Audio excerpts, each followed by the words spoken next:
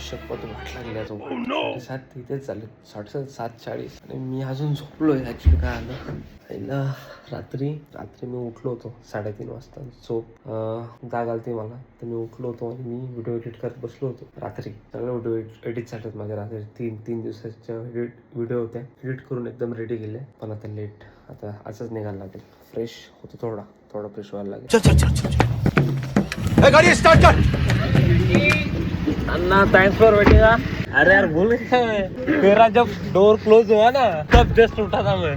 तो बोला अरे टाइम देखो 7:39. मेरे साथ भी तू होता एक बार. आवाज अलार्म बजा मेरा 6:55 का. मैं उठा, मैं सो गया. मोबाइल अलार्म शो ना. मेरे साथ भी ऐसे हुआ था.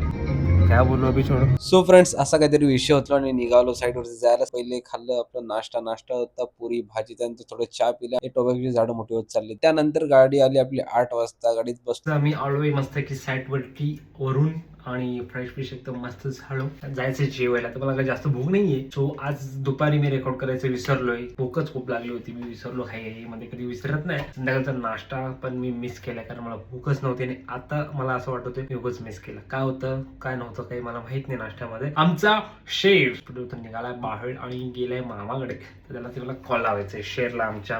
आमच्या घरात 2 कार्टे होते. सॉरी कार्टे नाही, 2 शेर होते. आता 3रा शेर आलाय.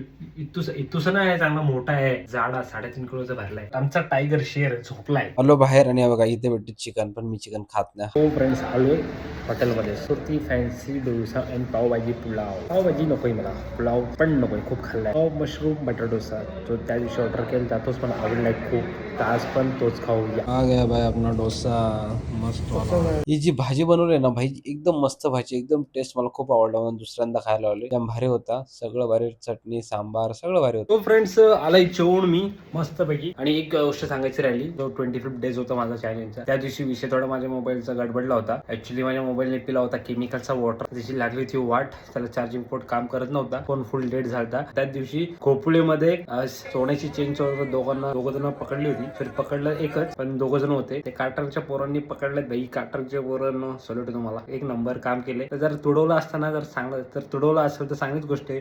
जर अजून तुडवलं असतं तर छान बरी गोष्ट झाली असती. ती तुडवायची व्हिडिओ जर टाकली असती ना एक नंबर.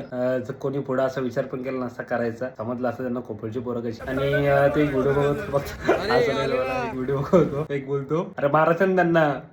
दुसरा बोलतो अरे हे आले ना म्हणजे पोलीस आले ना, असा काहीतरी विषय होतो.